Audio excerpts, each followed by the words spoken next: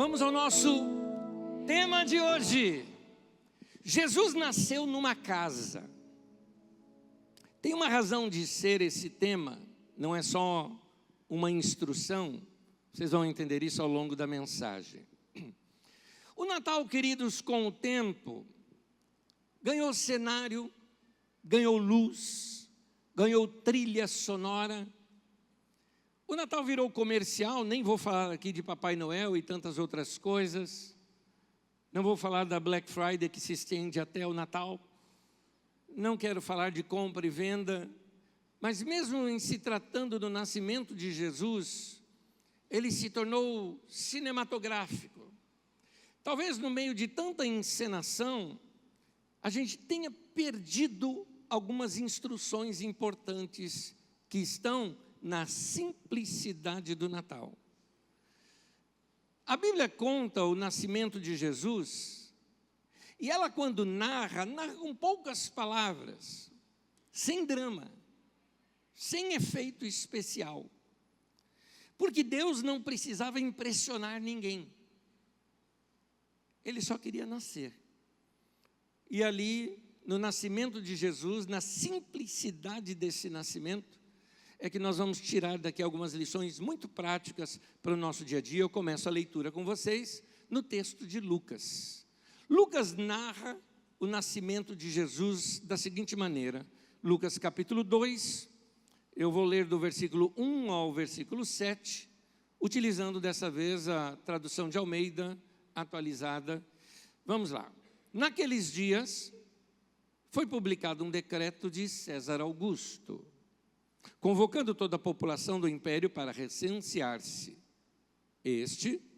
O primeiro recenseamento, foi feito quando Quirino era governador da Síria. Todos iam alistar-se, cada um à sua própria cidade. José também subiu da Galileia, da cidade de Nazaré, para a Judeia, a cidade de Davi, chamada Belém, por ser ele da casa e da família de Davi, a fim de alistar-se com Maria, sua esposa, que estava grávida. Estando eles ali, aconteceu completarem-se-lhe os dias, e ela deu à luz o seu filho primogênito, enfaixou-o, deitou numa manjedoura, porque não havia lugar para eles na hospedaria. Até aí. A nossa cultura cinematográfica, ela influenciou bastante a nossa leitura sobre o nascimento de Jesus. E nós costumamos ler o nascimento de Jesus de uma forma dramática. Por exemplo, o drama já começa com uma mulher tendo dores de parto. Qualquer pessoa sentiria drama ao ver uma mulher tendo dores de parto, sentada em cima de um burrinho, chegando numa cidade lotada e não tendo lugar para se hospedar. Qualquer pessoa já entenderia esse drama. Não encontrando lugar, outros colocam que era um tempo muito frio, isso você já nota uma leitura bem europeia, não é? Estando muito frio, então se acomodaram no lugar. Tem duas narrativas aí, uma baseada num texto apócrifo, eles falam que eles ficaram numa caverna, um outro coloca num estábulo, porque não havia lugar nenhum para eles ficarem, e ali ela tem o seu parto, e pobrezinho de Jesus que passou momentos muito difíceis, principalmente Maria, sofrendo bastante ali para ter o bebê Jesus. Aparece daqui a pouco alguns homens que são os pastores de ovelhas, levando ovelhas juntos, porque nos presépios tem também ali as ovelhas juntas, e daqui a pouco alguns homens com roupas estranhas, que eram 3 reis magos que aparecem ali também, tudo aquilo junto, e vão narrando essa história de um modo fantástico e dramático, de alguns homens que, seguindo uma estrela, chegaram até aquele lugar. E o cinema junta tudo isso, tentando trazer drama. O que eu quero mostrar para vocês é que não há drama nenhum no nascimento de Jesus. porque com este drama todo, nós acabamos muitas vezes perdendo alguns detalhes do texto que podem nos ensinar uma coisa muito prática, e talvez nós nunca nos perguntamos por que Deus inspirou tanto Mateus quanto Lucas a registrarem isso. Por quê? O que está por detrás? Os textos bíblicos, eles estão corretos, mas a nossa leitura deles, feitas com os óculos dos nossos dias, nos atrapalha um pouquinho nessa leitura. Vamos começar aqui pensando, vamos pensar um pouco. No domingo passado mesmo, aqui, eu estudei com os irmãos acerca da maneira calorosa que o povo de toda aquela região recebe os seus visitantes. A ministração foi, eu tenho um pai que me ouve, e nós contamos ali acerca de uma parábola de Jesus, descrevendo como, quando chega um visitante no lugar, o vilarejo todo se sente responsável por receber aquele visitante. Agora, vamos pensar sobre José. Por que José foi para Belém? Porque ele era natural de Belém. Lá é onde ele havia nascido. Bastaria José se identificar assim: eu sou José, filho de Jacó, neto de Matã, bisneto de Eleazar. Está isso lá em Mateus capítulo 1, versículo 15 e 16. Então, o pessoal já iria identificar logo. Ah, é o neto do seu Matanzinho, vem cá, querido ele. Todos identificariam e certamente as pessoas o receberiam na sua casa. Além do mais, José era descendente de Davi. Belém é chamada também de cidade de Davi. O grande rei de Israel nasceu em Belém. E o descendente, a casa de Davi, sempre foi um orgulho para toda aquela região, na verdade, para todo Israel. E nós temos ali um descendente da família real, Davi sendo orgulho do vilarejo, o grande rei que nasceu ali, certamente um descendente da família real, sendo que sua família e seus familiares também eram de lá, seria muito bem recebido em qualquer casa. Vamos pensar agora em Maria, grávida. Qualquer cultura do mundo inteiro, qualquer cultura das mais tribais, as mais sofisticadas, qualquer cultura, uma mulher grávida para dar à luz é muito bem recebida e muito bem tratada. Mas a leitura que nós fazemos hoje dos textos é que não tinha lugar para eles se hospedarem, que ninguém ajudou, então eles tiveram que ir para um estábulo, para uma estrebaria e se virarem por lá. Isso não está no texto bíblico, mas a gente vai entendê-los melhor.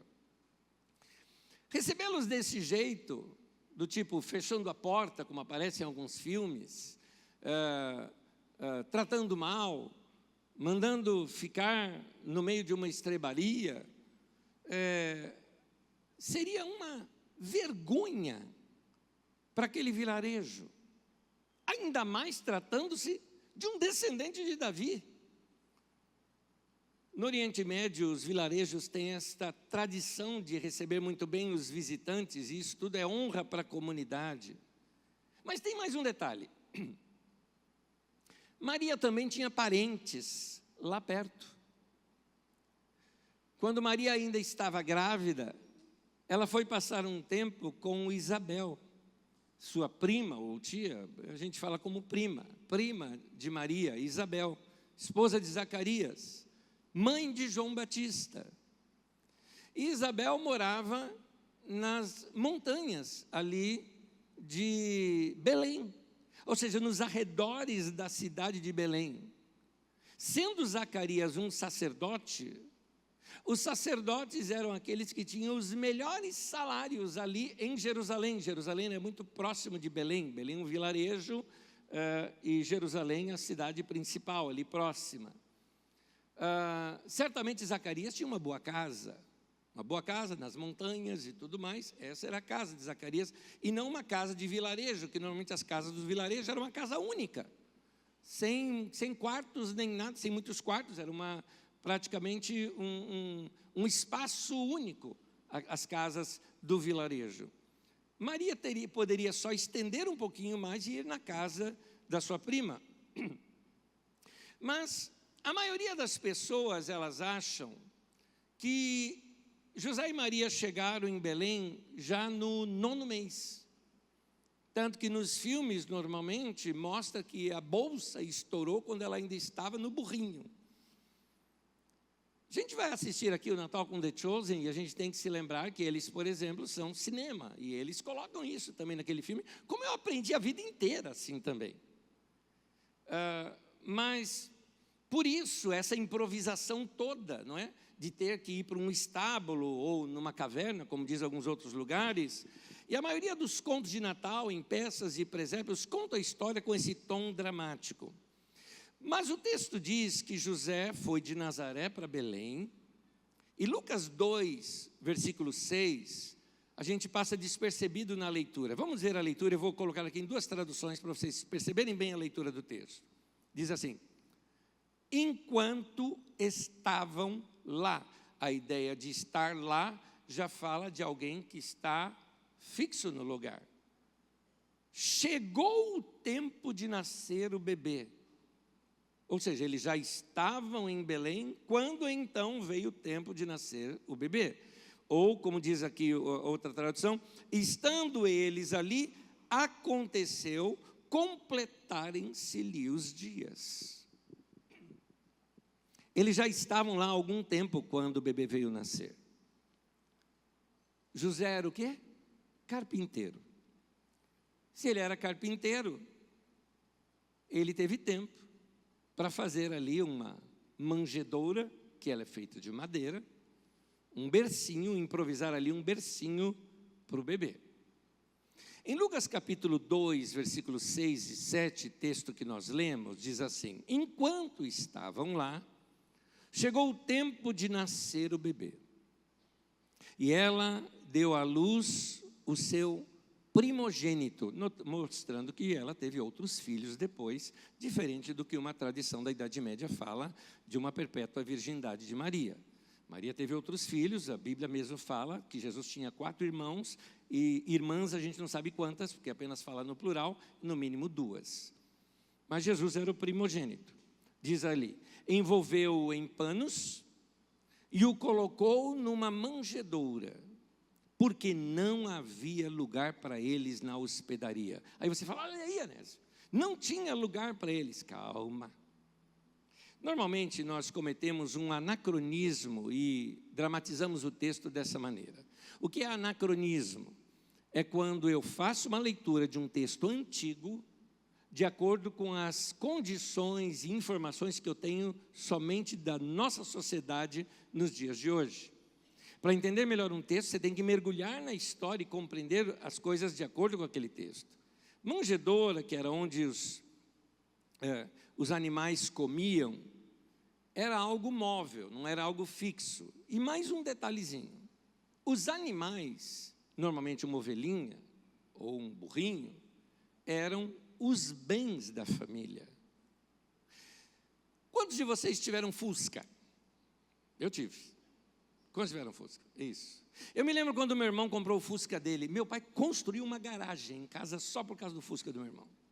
Não pode deixar na rua, você não rouba. Então tem que guardar aquilo, porque é precioso. O burrinho daquela época é o Fusca de hoje. Ou de hoje não, da nossa época, né? Então, as pessoas guardavam os animais dentro de casa.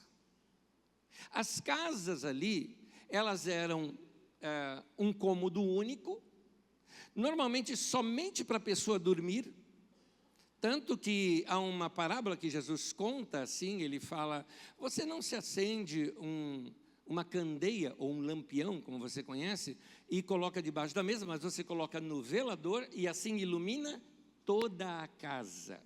Se você coloca um lampião na sua sala, ele ilumina a casa inteira? Não. Ele vai iluminar somente aquele cômodo, mostrando que as casas ali não tinham esses cômodos, era uma coisa só. A casa normalmente era, principalmente dos pobres, né, disso que eu estou falando, era só para dormir. Tudo era feito fora da casa. Estudamos aqui domingo passado, por exemplo, sobre o forno que era comunitário. Todo mundo usava o forno ali comunitário. Assim eram as casas naquele tempo. E dentro da casa, numa parte mais baixa, depois que você passa o lugar onde as pessoas dormem, na parte mais baixa, você tem ali o coxo, que é a manjedouras, o lugar onde colocava comida e água ali para os animais, e lá na parte mais baixa de tudo ficavam os animais. Então, dessa forma inclinada, quando chegava pela manhã, se tirava aqueles animais, lavava-se a casa, escorria tudo para fora e pronto. Era assim que eram. Vinha o pastor do vilarejo, juntava as ovelhinhas de cada uma das famílias e levava para o campo para dar de comer para essas ovelhinhas. Era assim que era a vida nesses vilarejos, como era o caso de Belém, que não era cidade grande, era um vilarejo. E então, dentro daquela casa, os animais ficavam ali. Manjedoura também era usado para bercinho. Para você ter uma ideia, há um dicionário bíblico bem conhecido chamado Strong's, é um dicionário de grego e hebraico, e ele interpretando essa palavra grega, ele diz que essa palavra, traduzida ali como manjedoura, ela também é usada para descrever um berço de um bebê. Porque nós, nos nossos dias, gastamos uma fortuna enorme em lojas chiques para nós fazermos um bercinho para um bebê que vai durar 3 meses ou 4 meses ali. Então, nós estamos falando de um país pobre, de um vilarejo pobre, de gente simples, que utilizava ali uma manjedoura feita de madeira, que ela serviria como bercinho para o bebê e, obviamente, poderia ser utilizado depois para dar comida aos animais. Manjedoura era feito de madeira e José era carpinteiro. Chegando mais cedo na cidade, como nós já vimos no texto, ele pôde inclusive fazer uma novinha para o seu filho, forrar ali de modo bem confortável, não é? Com palhas, como era feito, né? Trançadas. Era algo simples, feito com amor, como era feito naquele tempo. As casas de um cômodo só, nessas casas, tinham normalmente um quarto anexo. Esse quarto anexo, que todas as casas tinham, era para receber visita. Esse povo é muito hospedeiro. Você vai notar isso na Bíblia em diversos lugares. Você vê, por exemplo, na história de Elias, de Eliseu, que eles têm um quarto lá, chamado quarto do profeta. Você vê, por exemplo, quando Jesus vai fazer a última ceia, ele fala, você segue um homem que ele vai carregar um cântaro, quando ele chegar no lugar, pergunte ao dono da casa, aonde está o meu quarto de hóspede? Como você quiser traduzir. Essa palavra que está ali como quarto de hóspede, ou sala especial, ou quarto anexo, é uma palavra grega chamada katalima. É a mesma palavra que aparece nesse texto de Lucas. Está dizendo assim, não havia lugar para eles no quarto de hóspede. A gente traduz como hospedaria, porque é lugar de se hospedar. É que para nós, nos nossos dias, hospedaria é um hotelzinho. Na verdade, nos tempos bíblicos existiam essas hospedarias. Você vê isso naquela parábola, por exemplo, quando tem a parábola do bom samaritano, que ele encontra um homem machucado e ele leva este homem para um lugar, numa hospedaria, e lá ele paga as despesas para o homem ficar lá um tempo até ele se recuperar. Mas são duas palavras diferentes. Essa hospedaria, pandekeion, essa palavra, ela significa, como você entende mesmo, hotelzinho, hospedaria. Mas nesse texto de Lucas, está falando desse quarto anexo. Sabe por que isso está no texto? Porque seria uma pergunta que as pessoas do primeiro século ali, ao ler esse texto, perguntariam imediatamente. Ele chegou e por que ele não ficou na casa de hóspede? Porque não havia lugar na hospedaria, ou no quarto de hóspede, no katalima. Era lá que não tinha espaço. Então o que acontece? A família, seja lá quem for eles, os recebe. Estando ocupado, gentilmente a família recebeu no seu próprio espaço de convivência, dentro do cômodo da família. Por isso a referência à manjedoura, aos animaizinhos, porque esses também ficavam dentro do mesmo espaço. Certamente por ocasião do nascimento, como é tradição, os homens saíram da casa, normalmente dormem no eirado, dormem fora. Outras mulheres do vilarejo vieram para dar assistência ao nascimento do bebê, e nascimento do bebê em qualquer cultura é um grande evento, como é hoje em dia. Jesus, então, não nasceu num lugar frio, sujo, estábulo, não está isso na Bíblia, em nenhum lugar. A família também não foi mal recebida. O bebê nasceu numa casa quentinha, bem recebido pela família, pelo povo do vilarejo, e esse povo que é acolhedor e que cuida bem dos seus hóspedes, porque é cultura desde aquele tempo até o dia de hoje no Oriente Médio, fez desta maneira. E isso já começa a nos trazer algumas lições bem preciosas. Jesus não nasce num templo, Jesus não nasce num palácio, Jesus nasce dentro de uma casa, porque o reino de Deus, ele começa num lugar mais simples e mais íntimo, que é a família. É por isso que esse texto está nas Escrituras Sagradas.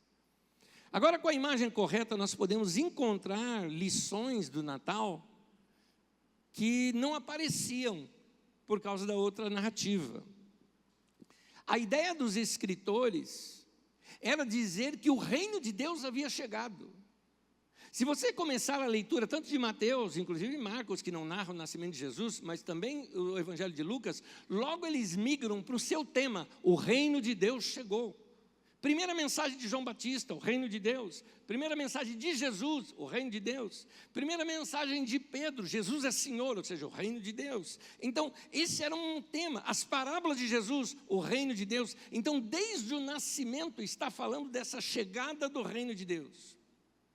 Os evangelhos, queridos, não foram escritos apenas para contar uma historinha bonita, mas para formar a fé da igreja, ensinando como é o reino de Deus.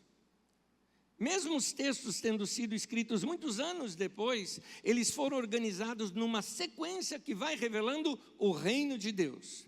Assim, essa narrativa do nascimento de Jesus, também ela é regada de pensamento de expor para a igreja tudo sobre como é o reino de Deus. Por isso nós vamos entender aqui um pouquinho mais a mensagem desse texto.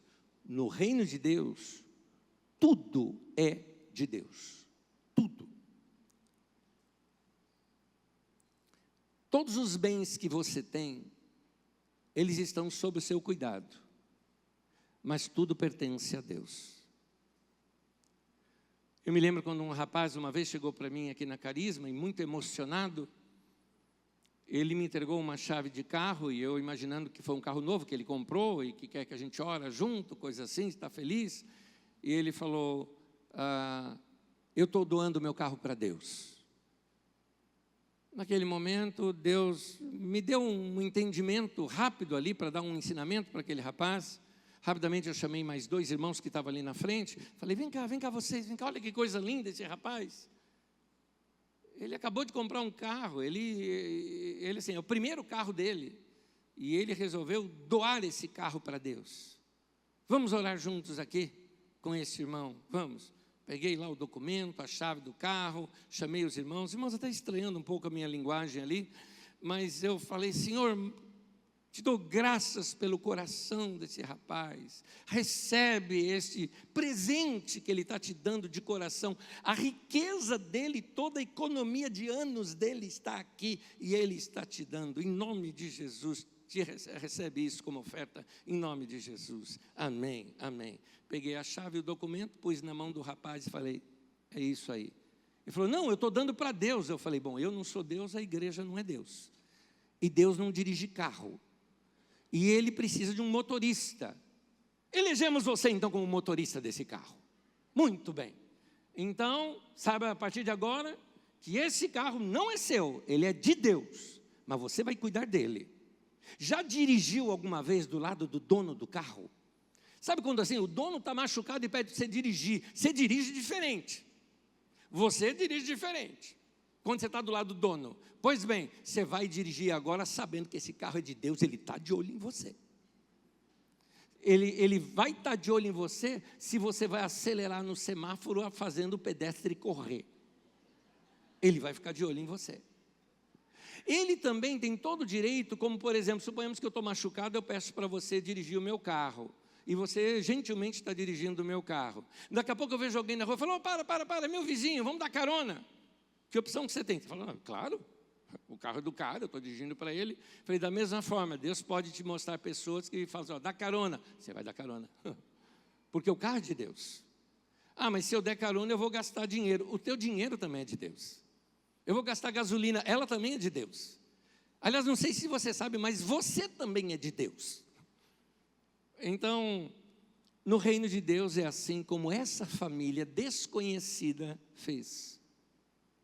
Essa família que abriu a casa. Eles não sabiam, provavelmente, eu até quase que estou afirmando isso. Eles não sabiam que Jesus era o Rei dos Reis, o Senhor dos Senhores. Para eles era um bebê nascendo. Talvez um sobrinho, um parente. Eu às vezes até penso que tenha sido aqui um irmão de José que recebeu. Uma pessoa desconhecida, mas ela hospedou o próprio nascimento do nosso Salvador. Por quê? O reino de Deus é assim, quando a gente entende, a gente abre a casa, reparte o que tem, recebe, sabe? Chegou mais alguém, bota água no feijão, mas nós vamos receber. Reino de Deus é assim, a tua casa é de Deus, teus filhos são de Deus, teu dinheiro é de Deus. Nós damos tudo para Ele, dizendo que tudo é dEle. Nós entendemos que Ele é o nosso Pai, que nós somos irmãos. Essa é a beleza do Evangelho de Jesus, que já se vê apresentado aqui na história do seu nascimento. Esse homem que hospedou Jesus, esta casa, agiu com o entendimento do reino de Deus, de maneira alguma ia deixar um bebê nascer na rua. Ele é que foi dormir na rua, para o bebê ficar dentro da sua própria casa. Viver no reino de Deus é assim, tudo se reparte, se ajuda, sempre tem lugar para mais um. É por isso que nós, com o entendimento do reino de Deus, olhamos e vemos, por exemplo, o trabalho social que realizamos lá no sertão. E eu chego em casa e olho, eu tenho 4 tênis, meu Deus, eu não sou centopeia, eu preciso no máximo de 2. Não é? Um, se sujar, eu tenho outro. Eu tenho tantas coisas, eu não preciso de tudo isso. Mas tem gente precisando e eu preciso fazer minhas doações. Eu preciso repartir. Por quê? Por causa do entendimento do reino de Deus. É gostoso, às vezes, quando é possível, parar num desses semáforos e conversar com aquelas pessoas que lá estão, sem precisar ficar fechando a janela do carro para as pessoas que estão ali como pedintes. No reino de Deus, a gente não faz nada por obrigatoriedade. A gente faz por amor. A gente faz porque a gente ama. A gente percebe que é melhor ser assim. É interessante notar como que Deus faz as coisas, né? Ao longo dos anos a gente começa a descobrir algumas coisas pela ciência.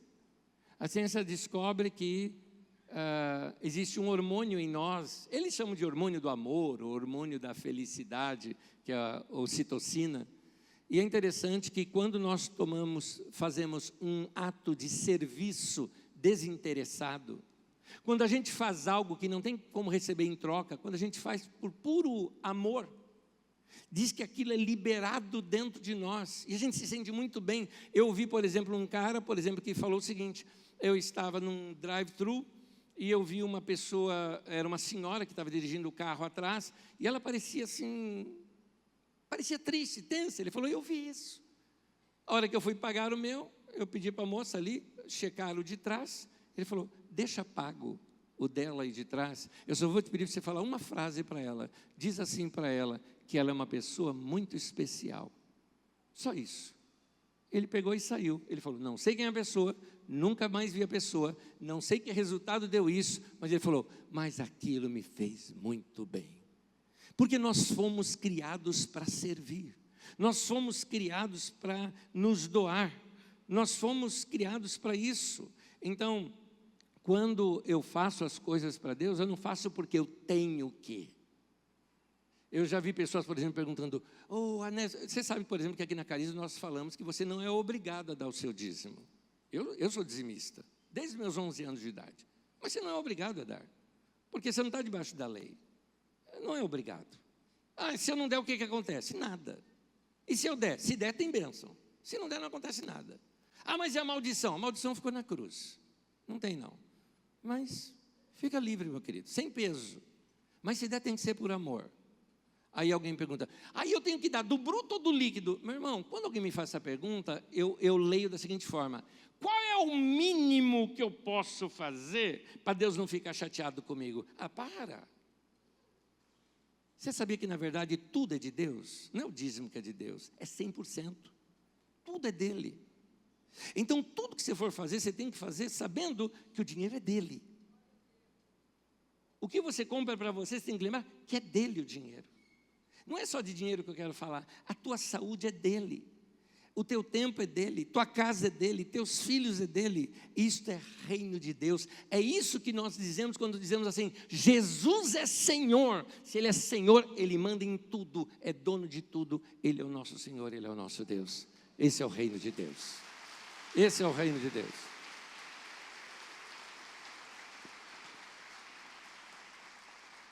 Eu vou convidar você a ficar em pé comigo, por gentileza. Quem está diante de Jesus sente um impulso quase incontrolável de servir e fazer o bem. Quando nós estamos mais apaixonados por Jesus, mais nós queremos ajudar o próximo. Quanto mais nós nos aproximamos de Deus, mais Deus nos empurra para o próximo. Experiências que eu já tive, muitos irmãos já tiveram, de sair de um culto tão apaixonado por Deus que a gente olha na rua e se encontra um necessitado, a gente quer fazer alguma coisa por eles. Esse é o reino de Deus. Jesus, ele não nasceu num lugar de rejeição, ele nasceu num lugar de amor, e essa ideia muda tudo. O reino de Deus, ele não é feito de gente perfeita, mas de gente que abre a casa, abre o coração, abre a vida. É isso. No reino de Deus sempre cabe mais um. Chega o final do ano, a gente se preocupa em dar presentes para as pessoas que a gente conhece, não é? Não tem nada de errado. É muito lindo tudo isso. Façam. Mas dá para quem não pode dar também para você. Essa já é a história que eu vou contar daqui a pouco no outro culto sobre os magos. Porque eles levaram presentes para um bebê, alguém que não podia dar nada em troca para eles. É assim que a gente dá presente para Jesus. Quando Jesus falou o seguinte: quando vocês fizeram a um desses meus pequeninos, foi para mim que você fez. Muitos anos atrás eu estava vendo uma reportagem, e estava ao vivo a reportagem, e a pessoa estava falando sobre os moradores de rua e como isso lotou bastante o centro de São Paulo, era na Praça da Sé. Só que daqui a pouco ele vê uma pessoa, um rapaz, um monte de marmitinha assim, né? Isso era madrugada. O repórter foi nele direto. Falou assim, chegando assim para ele, falou: me conta, o que é que você está fazendo? Ele falou: eu estou indo para o culto. Ele falou: igreja aberta aqui agora? Ele falou: eu estou indo me encontrar com Jesus. E o repórter, você entendeu o que ele estava falando? Ele falou: eu vou te explicar. Dá uma olhada debaixo daquele cobertor ali. Tinha uma pessoa que falou: ó, Jesus está ali. Eu vou lá me encontrar com ele. Era alguém do exército da salvação que estava reconhecendo que aquilo que Jesus disse, só que na prática, quando você fizer um desses pequeninos, é a mim que você está fazendo. Por isso Jesus falou: eu tive fome e você me deu de comer, eu tive sede e você me deu de beber. Querido, sai da onda do Papai Noel. Seja você um seguidor de Jesus, que entendeu o reino de Deus e que vai repartir um pouquinho do que você tem com outras pessoas também. Amém? Dedica a tua vida inteira para Ele. Vale a pena. É para Ele que nós damos a nossa vida toda. É para Ele. Eu vou terminar dizendo uma frase de um cântico que nós vamos cantar. Eu estava aqui no culto. Alguns irmãos aqui trouxe esse cântico. E é uma frase que reflete a vida do João Batista, que entregou a vida inteira para o Senhor. E diz assim: é para Ele que eu estou vivendo a minha vida. Aquele momento, aquilo bateu no meu coração de maneira tão forte. Eu não sou muito de chorar, ali eu comecei a chorar aqui no meio do culto, porque eu falei: Senhor, o Senhor sabe, minha vida inteira foi para o Senhor. E não é agora que eu estou na fase mais próspera da minha vida, mais equilibrada, né? Depois você passa dos 50, você equilibra as contas, a vida e tudo. Não me deixa te esquecer. Não me deixa te esquecer. Não me deixa perder a generosidade que eu sempre tive a vida inteira. Não me deixa perder, não me deixa me iludir com os bens desse mundo. Não me deixa. Eu quero continuar sendo aquela mesma pessoa lá de trás, desse mesmo coração. Vamos orar? Querido Pai, converte o nosso coração ao Senhor. E nós, como igreja, te dizemos, na nossa vida, seja nas nossas finanças, nos nossos bens, no nosso casamento, na nossa casa, nos nossos filhos, na nossa história, venha o teu reino e seja feita a tua vontade na nossa vida aqui na terra, do jeito que ela é feita aí no céu. Em nome de Jesus. Amém. Amém. Ao nosso Deus.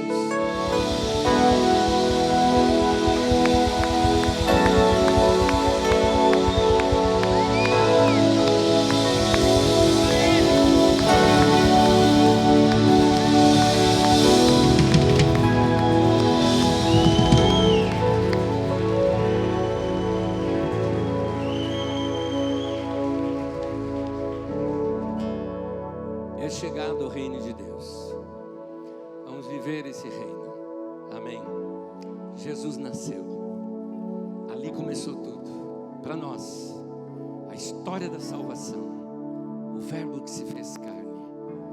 E agora, Ele conta conosco para a gente dar continuidade nessa obra dele. Amém. Que você seja tremendamente usado por Deus nessa semana.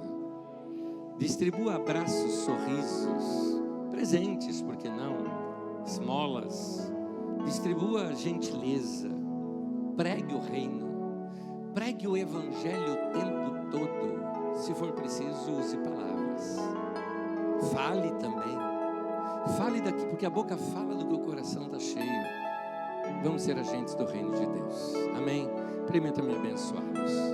Que a graça do nosso Senhor Jesus, que o amor de Deus, o nosso Pai, e que a comunhão do Espírito Santo seja com todos, de agora e para sempre. Amém. Deus te abençoe. Boa semana para você. Bom domingo para você. Que o Senhor te abençoe. Convido você a abençoar quem está do teu lado, teu irmão, tua irmã. Deseja para ele e para ela uma boa semana. Deseja um bom domingo. E a você que nos acompanhou pela internet, bênção na tua vida, na tua casa. Que você experimente também o reino de Deus. Deus abençoe.